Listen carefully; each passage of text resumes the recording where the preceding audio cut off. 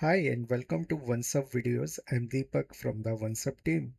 In this video, I will show you how to edit a contact's email address or mobile phone number in OnceHub and keep your contact database accurate and organized. This functionality is particularly useful for fixing email or phone number mistakes. Additionally, if a guest books an appointment via the phone agent but omits their email, you can manually include it in their contact record. To fix this, simply log into your OneSub account and on the left hand side, you will see contacts and activities option. So you can update it either by going to the contacts or activities. For this demo, I'll be updating the information from activities page. So locate your meeting and on the right hand side, you will see their contact information. Click three dots next to their name and hit edit. Now you can correct their name and email address. Also, you can update their phone number.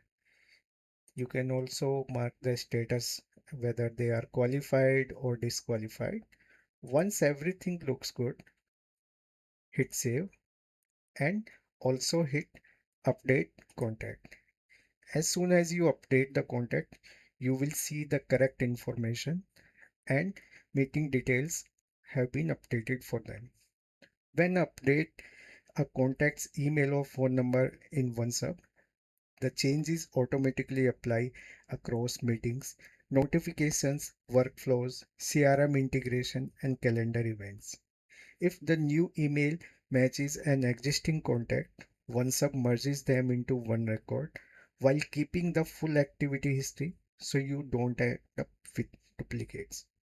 For CRM tools like HubSpot or Salesforce, OneSub will try to update the matching record. However, if a merge happens, the original CRM record won't be deleted automatically.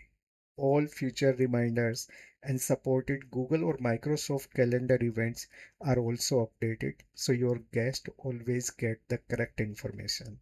This feature is available on all plans. And that's it.